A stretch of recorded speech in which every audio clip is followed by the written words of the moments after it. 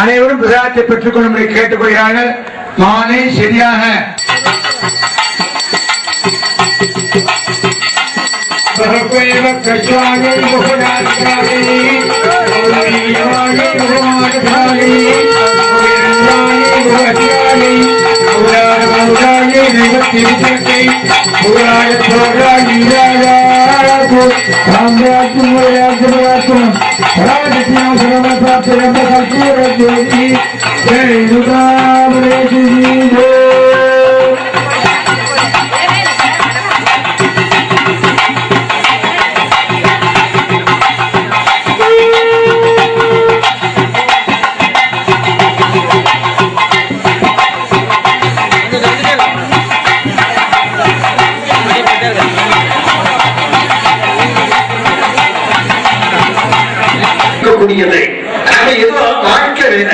இந்த வழிபாடு வேலை அப்படின்னு வித்தியாசப்படுத்தி பார்க்க வேண்டாம்.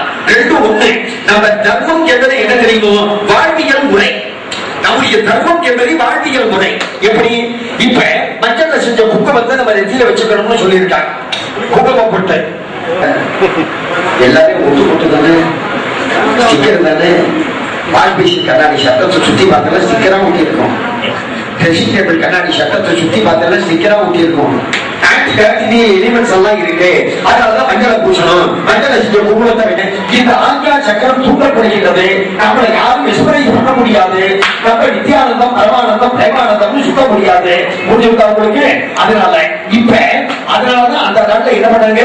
அப்படி போட்டெல்லாம் இதை சொல்றாங்க. என்ன அர்த்தம்? சக்தியை பலவாறு பிரித்தார்கள். ஒரே சக்தி தான், ஒரே சக்தி தான். அது பல்வேறு ரூபத்தில் நம்முடைய வசதிக்காக செயல்படுகிறது. எப்படின்னா ஒரே சக்தி தான் நம்ம வசதிக்காக பல ரூபத்தில் செயல்படுகிறது. படிப்படியா சொல்றேன். இந்த கதையில இருக்கிற பசங்களுக்காக அதெல்லாம் பெரிய கட்டம் தெரியும். தப்பா தெரியும். இந்த மாதிரி உதாரணம்லாம் சொல்றாரு. என்னோட டார்கெட் குழந்தைகள். பூவா தலையா போட்டு பார்த்தான். பூவா தலையா போட்டு பார்த்தா என்ன? பூ விழுந்தா சிங்கம் விட்டுருவான். மாணவர்கள் எத்தனை பேரு? யாரும் சொன்னால உனக்கே தெரியுமா? யாரோ சொன்னாங்க. சபாஷ். உன் பேர் என்ன? அடிக்கிறா பத்தியில அவன் வேத பண்றாம வச்சிருக்கான். ஆட்டம் சொல்றான்,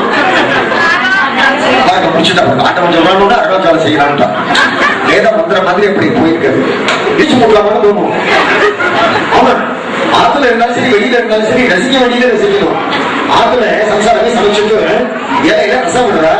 இதுக்கு ரசத்தை புளி கரைக்க புளியெல்லாம் தேடி போக மாட்டான். அவனையே கொஞ்சம் கிள்ளி கரைச்சிடலாம். அந்த ரசத்தை விடுறப்ப சம்சாரத்தை ரசமா இருந்ததுன்னு வைங்க, எவ்வளவு பெரிய ஆளா இருந்தாலும் கையெழுத வச்சிடும். ஆமா சார், ரசத்தெல்லாம் இந்த மாதிரி டம்ளர் எல்லாம் வாங்கி குடிக்கப்படாது. அந்த கையில அப்படி வாங்கி அது உறிஞ்சு குடிக்கிறப்ப அதுல இருக்கிற டேஸ்ட் டக்கரா இருக்கும். அதை அனுபவிச்சு பார்த்தா தான் புரியும். அந்த மாதிரி அவர் ரசத்தை வாங்கி சாப்பிட்டு அகடி இருக்கும். அதுக்கு பேர் ஜலதுர்க்கம்னு பேரு. இப்ப ஒரு ஊரை சுத்தி காடு இருக்கும். அந்த காடானது அந்த ஊரை ரட்சிக்கின்றது. அதனாலதான் அந்த வனதுர்கான பேரு. அந்த வனதுர்கையாக இருந்து அவள் ரட்சிக்கின்றார். புரியுதுன்னா? இப்ப கவனிக்கலாம். அந்த துர்க்கை வழிபாடு என்ன காரணம்னா, நம்ம மனசுல ஒரு உறுதி வேணும், ஒரு டெசிஷன் மேக்கிங் வேணும். சில பேரை உபன்யாசத்துக்கு நான் மங்கள இது ஒரு அனுபவம் ஒருத்தரைகிட்ட சொல்றேன். கும்பாபிஷேகம் ஏன் பண்றோம்னு சொன்னா நம்ம நல்லா இருக்கணுங்கிறதுக்காக தான். அல்டிமேட் எய்ம் என்னன்னா அந்த சாமிக்கு ஒண்ணும் இல்லை. நம்ம சாமி அதெல்லாம் நம்மள்ட்ட ஒண்ணும் கேட்கல. சாமி எங்கேயும் இருக்கு, எல்லா இடத்துலயும் இருக்கு. பட்டாச்சாரியார்கள் அவ என்ன பண்ற, அர்ச்சகர்கள் ஆகாசத்துல இருக்கிற சக்திய மந்திரங்களின் வழியா, ஒளியின் வழியாக, காற்றின் வழியாக அந்த சக்தியை கீழே இறக்குகின்றார்கள். எப்படி? ஆகாசத்துல இருக்கிற சக்திய காற்றின் வழியாக கீழே இறக்குகின்றார்கள், ஒளியின் வழியா, மந்திரத்தின் வழியா. அந்த கீழே இறக்கி அந்த சக்தியை அவர்கள் என்ன செய்கின்றார்கள்? அக்னியில, அந்த யாகசாலை அக்னி இருக்கு இல்லையா, அந்த அக்னியிலே கெடுத்துள்ள செய்கின்றார்கள், அக்னியிலே ஆவாகனம் செய்கின்றார்கள். They are bringing the energy to the flame. அப்படி சொன்னா உங்களுக்கு புரியும். ஆகாசத்துல சக்திய காற்றின் வழியா, ஒளியின் வழியா அந்த அக்னியில எடுத்துள்ள செய்கின்றார்கள். மாமா என்னமோ கைய ஆகிட்டு சொல்ற என்னன்னே புரியலையே அப்படின்னு இருப்பான். ஒரு ஓணம் யாருக்கு அவங்களுக்கு வேறு ஓரத்துல இருக்கும். அது என்ன பண்ணு, அந்த ஓணம் கட்டை ஓணம் எனக்கு இதே கட்டம் அது கட்டை இல்லை. அந்த ஓணம் என்ன பண்ணும், அது முழுசா உடம்ப தூக்காது, தலையை கொண்டு தூக்கும். நீ பாத்துக்கலாம். அந்த மாதிரி பசங்களை என்ன பண்ணலாம், டிவி பாக்குறப்ப குப்பரை கவுந்து எடுத்து படிச்சுட்டு அப்படி தலையை கொண்டு தூக்கி ரிமோட்டை வச்சுட்டு சேனல் பார்க்கலாம். எடுத்து போய் கூட பார்த்த மாட்டேங்கிறான். எங்க சார் உடம்பு ஸ்டீப்பா இருக்கும், எங்க காலப்படைக்க உடம்பு ஏதோ மண்ணு காம உடம்புல இருக்கு, சரீரத்துல முழங்காலுக்கு கீழே. அப்புறம் தண்ணி எங்க இருக்கு நம்ம உடம்புல? தண்ணின்னா நான் இந்த தண்ணியை சொல்றேன், எனக்கு அதுவே தான் பயமா இருக்கு. தண்ணின்னு சொல்றப்ப பாதி பேர் டாஸ்மாக நினைச்சு விடுவாங்க இல்லையா? தண்ணி எங்க இருக்கு நம்ம உடம்புல? ரத்தத்திலையும் இருக்கு. சகோதரி கரெக்டா சொன்னாங்க. ரத்தத்திலையும் தண்ணி இருக்கு. நீர் பிரதேசம் எதுன்னு தெரியும், முழங்காலுக்கு மேல நீர் பிரதேசம் எதுன்னு தெரியும். தண்ணி இருக்கு, ரத்தத்திலையும் தண்ணி இருக்கு. ரத்தத்துல தண்ணி இருக்குன்னா நான் லிட்டரலா இந்த தண்ணியை சொல்றேன். ஆமா சார், கண்ணதாசனோட உடம்ப அவ டாக்டர் டெஸ்ட் பண்ணி பார்த்துட்டு சொன்னாரா, உங்க ஆல்கஹாலிக் சிஸ்டத்துல கொஞ்சம் பிளட் இருக்குன்னாரா. இத கண்ணதாசனே எழுதுறார். அவரை போல் உண்மை எழுதினது யாரும் கிடையாது. அவர் என்ன எழுதுறாரு தெரியுமா? காந்தியின் சுய சரிதையை படியுங்கள், என் சுய சரிதையை படியுங்கள். காந்தியின் சுய சரிதையை படித்து எப்படி வாழ வேண்டும் என்று தெரிந்து கொள்ளுங்கள், என் சுய சரிதையை படித்து எப்படி வாழ வேண்டாம் என்று தெரிந்து கொள்ளுங்கள் எழுதுறார். அந்த மாதிரி இப்ப தண்ணி நம்ம உடம்புல எங்க இருக்குன்னு தெரிஞ்சு போச்சு. அப்புறம் நம்ம உடம்புல அக்னி எங்க இருக்கு? நம்ம உடம்புல அக்னி எங்க இருக்கு? ரயத்துல இருக்கு. அதான் சொல்றாங்க ரயத்துல காலத்துல 25 இட்லி 5 வடை நாட்டோட்டு உள்ள தரணும். அப்புறம் மத்தியானம் 1 மணி சும்மா இருக்கு. அரை மாதிரி சாதத்தை போட்டு மயிலாப்பூர் டேங்க மாதிரி குளத்தை வெட்டி சாப்பாடை கவுத்து ஒரு அப்படியே அள்ளி தரலாம். ரசத்தை கவுத்து உள்ள தரலாம். அப்புறம் முழஞ்சாலும் அதே மாதிரி உள்ள தரலாம். சாயந்தரம் 4-5 மணிக்கு பார்த்தேன்னா போண்டாவா பகோடாவா பச்சியா. நான் இங்க வந்து என்னோட ஸ்ரீதர் கேட்டேன், பச்சி சாப்பிட எங்களுக்கு எல்லாம் தலை எழுத்து பேசுறதுக்கு முன்னாடி சாப்பிட முடியாது. ஏன் தெரியுமா? சாப்பிட்ட உடனே என்ன ஆகும், ஏப்பதான் வரும், பேச முடியாது. அடுத்தது அதை விட இன்னொரு கொடுமை, நாங்க எல்லாம் பேசுறதுக்கு கொஞ்சம் எம்டி ஸ்டமக்கா தான் இருக்கணும். அப்பதான் ரைட் கரெக்ட் இருக்கிறவாங்க சொல்றேன். சாப்பிட்டா என்ன ஆகும், சர்க்குலேஷன் சிஸ்டத்துல பிரெயினுக்கு போற பிளட் குறைச்சி டைஜஸ்டிவ் சிஸ்டத்துக்கு நிறைய போகும். அப்போ ஒரு ஸ்லெட்டிஷ் நேச்சர் வந்துடும். அதனால சாப்பிட்டோம்னா அது பேருக்கு தூக்கம் வருது.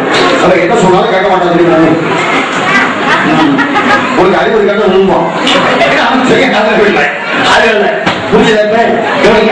இப்ப இந்த இடத்துல நீ தண்ணீர் எங்க இருக்கு தெரிஞ்சு போச்சு, அக்னி எங்க இருக்கு தெரிஞ்சு போச்சு. அக்னி வயிற்று மட்டும் நம்ம உடம்புல 98.4 இருக்கணும்.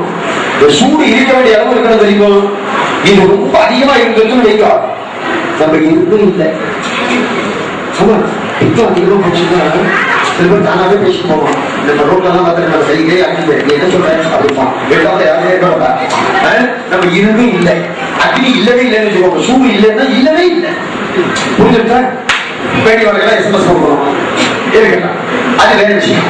இப்ப சூடு எங்க இருக்கு தெரிஞ்சு காற்று எங்க இருக்கு நம்ம உடம்புல காற்று நுழையுது காற்று காற்று அதுக்கப்புறம் ஆகாசம் எங்க இருக்கு தெரியுமா நம்ம உடம்புல ஆகாசம் 3 இடத்துல இருக்கு மேடம் 3 இடத்துல ஒண்ணு வாயை பழக்கம் இல்லையா வாயை பழக்கம் வாயை திறக்கணும்னு அர்த்தம் ஏன்னா நம்ம பக்கத்துல வாயை பழக்கம் அர்த்தமே வேற சொல்றப்ப இதெல்லாம் ரொம்ப கேர்ஃபுல்லா சொல்ல வேண்டியது இருக்கு வாய் இங்க ஒரு ஆகாசம் அப்புறம் இன்னொரு ஆகாசம் எங்க இருக்கு தெரியுமா ஹார்ட்டை சுத்தி பெரிக்காத்தியோட மசில் இருக்கு அந்த இடத்துல ஒரு ஆகாசம் இருக்கு இதுக்கு பேரு தகராகாசம்னு பேரு இதுக்கு பேரு தகராகாசம் அப்புறம் இன்னொரு ஆகாசம் நம்ம தலையில நீங்க கரெக்டா சொன்னேன் நம்ம பிரெயின் இருக்கிற வரைக்கும் சொன்னேன் அந்த பிரெயினுக்கு ஸ்கல்லுக்கு நடுப்புற ஒரு ஸ்பேஸ் இருக்கு அதுக்கு பேர் சிதாகாசம்னு பேரு சிதாகாசம் ஆகாசம் தகராகாசம் 3 ஆகாசம் நம்ம உடம்புல இருக்கு இப்ப ஆகாசம் நம்ம உடம்புல இருக்கு நம்ம உடம்புல காத்து இருக்கு நம்ம உடம்புல அக்னி இருக்கு நம்ம உடம்புல தண்ணி இருக்கு நம்ம உடம்புல மண் இருக்கு பஞ்சபூதத்தால் ஆக்கப்பட்டது உலகம் பஞ்சபூதத்தால் ஆக்கப்பட்டது சரீரம் அண்டத்தில் உள்ளது பிண்டத்தில் இருக்கு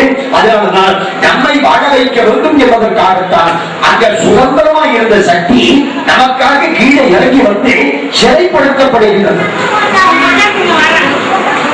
சிறைப்படுத்தப்படுகிறது சக்தி ஏன் என்ன காரணம் தெரியுமா அவன் சுதந்திரமா இருந்த சக்தி நமக்காக இங்க உள்ள வந்து ஜெயிந்தான் எப்படி கேட்கறா நான் ஏதோ ஜோதியா சொல்ல நினைக்க வேண்டாம் உண்மை அதுதான் எப்படி ஜெயிலையும் பூட்டி வச்சிருப்பான் இங்கேயும் பூட்டி வைக்கிறேன்னு சொன்னீங்க ஜெயிலையும் மணியாட்சி சாப்பாடு இங்கேயும் மணியாட்சி சாப்பாடு ஜெயிலையும் என்ன கண்டிஷனோட தான் சாப்பாடு இன்னைக்கு என்னென்ன சாப்பாடு இப்ப நம்மளுக்கு புரியாத பிடிக்கும்னா சாமிக்கு புரியாத நம்மளுக்கு டயபிட்டிஸ்னா சாமிக்கு சக்கரை பொங்கல் கிடையாது நம்ம இஷ்டம் தான் இல்லையா இப்ப அவன் சிறைப்படுவது சொல்றது தப்பா நினைக்க வேண்டாம் பகவான் சந்தோஷமா ஏற்றுக்கலாம் ஏன் தெரியுமா அவன் சிறைப்படுகின்ற காரணத்தால் நாம் இந்த சிறையிலிருந்து விடுவிக்கப்படுகின்றோம் மகாத்மா காந்தி சிறைப்பட்டார் இந்தியா விடுதலை அடைந்தது பகவான் சிறைப்படுத்தினார் இந்த ஆத்மா விடுதலை அடைந்து பரமாத்மாவும் சிறைகின்றது அதற்காகத்தான் பகவான் கஷ்டப்பட்டு இறங்கிவார் உடனே சில பேர் கேட்கலாம் ஏன் சார் பகவான் இந்த மாதிரி கஷ்டப்பட்டெல்லாம் இறங்கி வருமா டைரக்டா வரக்கூடாதான்னு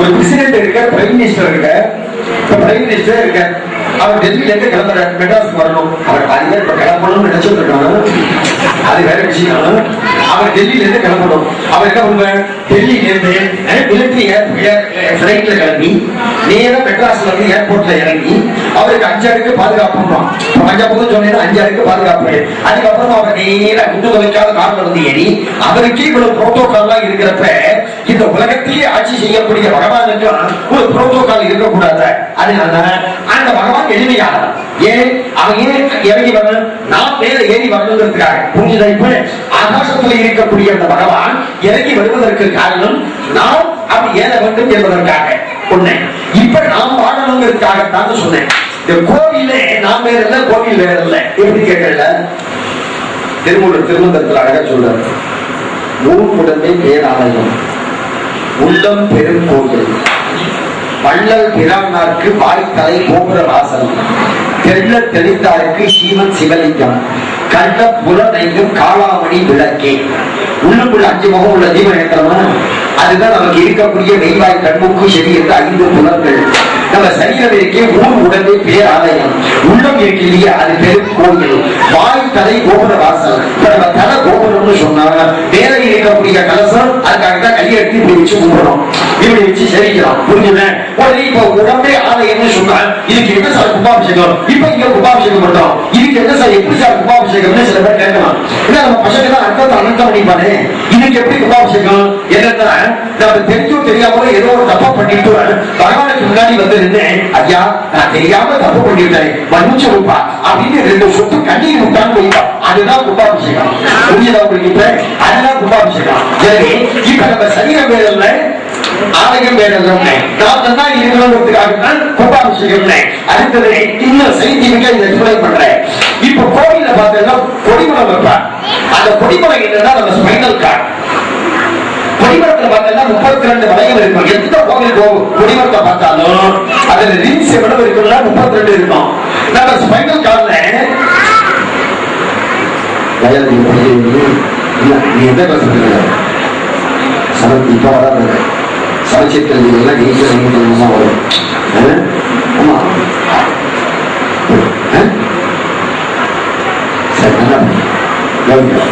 இப்ப நம்ம ஸ்பைனல் கார்டுல 32 எலும்பு, அதுதான் அந்த கொடிமரம் என்பது நம்ம ஸ்பைனல் கார்டு. இப்ப நம்ம சரீரத்தோட கம்பேர் பண்ணிட்டே வந்தோம். ஏன் 12 வருஷத்துக்கு ஒரு கும்பாபிஷேகம்னா நம்ம செல் எல்லாம் இருக்கு இல்லையா, டீஜெனரேட் ஆகிட்டே இருக்கு. இது 12 வருஷத்துக்குள்ள ஃபுல்லா டீஜெனரேட் ஆகிடும். அதனால இப்ப ஆன்டி ஆக்சிடென்ட் சாப்பிடுறோம், ஆன்டி ஆக்சிடென்ட் மெடிசன் எல்லாம் சாப்பிடுறோம், ஆன்டி ஆக்சிடென்ட் உள்ள வெஜிடபிள்ஸ் சாப்பிடுவோம். எதுக்கு? செல்ஸ் எல்லாம் ரீஜெனரேட் ஆகணும்னு. அது எப்ப ஆகும்னா 12 வருஷம் கழிச்சு. அந்த மாதிரி 12 வருஷம் வச்சதுக்கு காரணம் என்னன்னா நம்ம செல்ஸ் டீஜெனரேட் ஆனது. ரீஜெனரேட் ஆன மாதிரி உள்ள இருக்கக்கூடிய சக்தி அது அப்படியே திரும்பவும் வந்து நம்மை தடுத்தாக் கொள்ள வேண்டும் என்பதற்காகத்தான் 12 ஆண்டு பொருளை கும்பாபிஷேகம் என்று எல்லா விஞ்ஞானத்தின் அடிப்படையில் அமைந்தது நம்முடைய சனாதன தர்மம் என்பதை புரிய வைக்கணும். இது அந்த காலத்துல புரிய வைக்காம போயிட்டான். அதுக்கு காரணம் அவமே தப்பு இல்லை. அந்த காலத்துல பெரியவா என்ன சொன்னாலும் அந்த சின்னதுகள்லாம் கேட்டது நம்பிக்கை. ஆனா இப்ப எல்லாம் நெட்ல பார்த்துட்டு www.comல பார்த்துட்டு இப்ப இருக்கிற சுடிதார ஜீன்ஸ் அவங்க கேள்வி கேட்கறது இல்லையா, அதுக்கு புரிய வைக்கணும். அதுக்காகத்தான் இந்த அனாலிசிஸ், அதுக்காகத்தான் இந்த உபன்யாசம். புரிஞ்சதை இப்ப உங்களுக்கு. எனவே நாம் பாட வேண்டும் என்பதற்காகத்தான் பகவானுக்கு இதனால ஒன்றும் பெனிஃபிட் இல்லை, அல்டிமேட் பெனிஃபிட் நம்மளுக்கு தான். அதற்காகத்தான் இந்த கும்பாபிஷேகமானது நாளைய தினம் நடத்தப்படுகின்றது என்பதை தெரிவித்து வாய்ப்பளித்தமைக்காக திரும்பவும் அடியனுடைய நன்றியையும் வணக்கத்தையும் இந்த துர்கா ட்ரஸ்டை சார்ந்த அனைத்து அன்பர்களுக்கும் சமர்ப்பித்து